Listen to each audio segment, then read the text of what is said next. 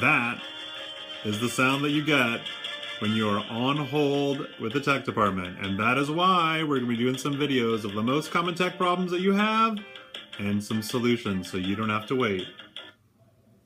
Here it comes. This particular video is a belated happy birthday to Laura Truitt. This one's for you and you alone and the rest of the school.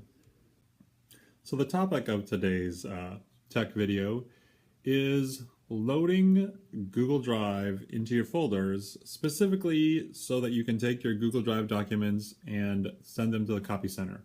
Many people have asked me this question, and I think you need to know the answer. And along the way, we'll talk about a couple of things that can help you in other ways. So the first thing is there's a program that lets you load these folders on, and it is loaded onto our technology service desk, which is a place where you can get programs onto your computer without being an administrator. And you may not know this exists.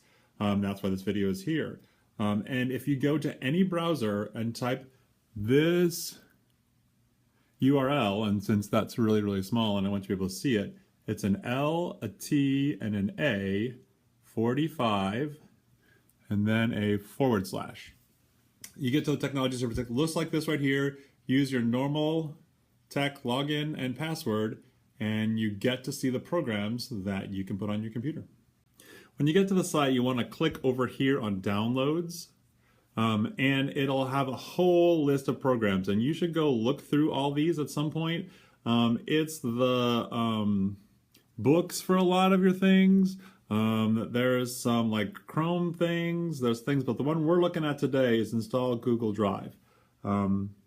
Do look through it though, because that's the one we're going to do this time, but all of the other ones are helpful as well. So click on install Google Drive if you're following along, and it'll put the program on for you. After a really long break, you have to sit and wait, and it doesn't seem like it's doing anything after you tell it to run this, but it is. It's just thinking about it for a while, and eventually a little thing pulls up on your screen and says it's doing it.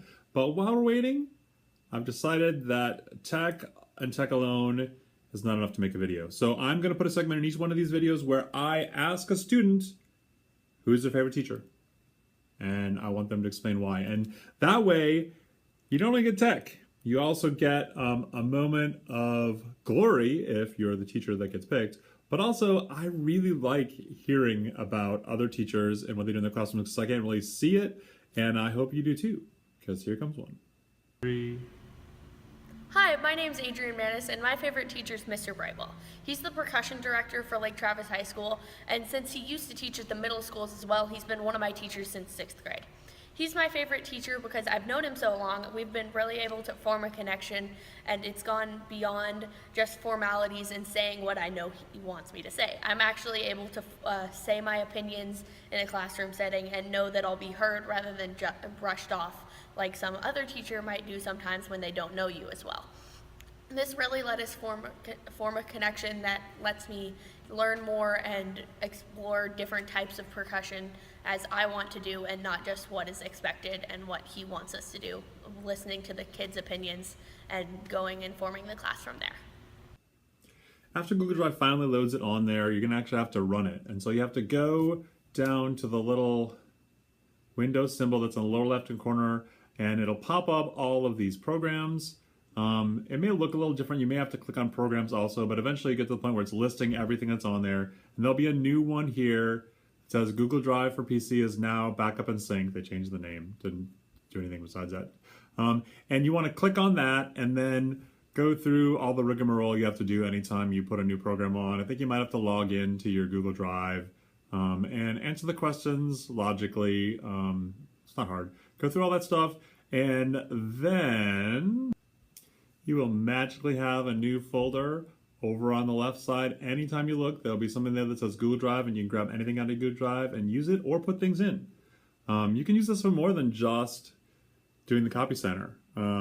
You will always have access to everything you have in your Google Drive, and it's much easier to put things in this way than having to go to Google Drive and do a new upload and do all of that. It adds a lot of functionality, so you should probably do it even if you're not going to be printing things from your Google Drive. When you're making copies and you want to use your Google Drive, You choose a file like you always do, like if when you're sitting on your computer, you click that and then click on your Google Drive. Find your folder, your file, and you're all good to go.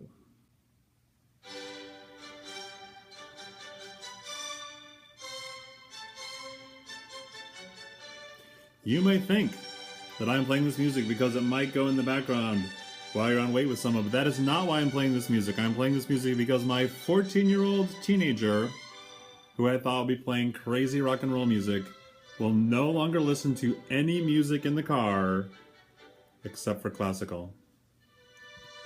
Did not know that was going to happen. Strange things do occur.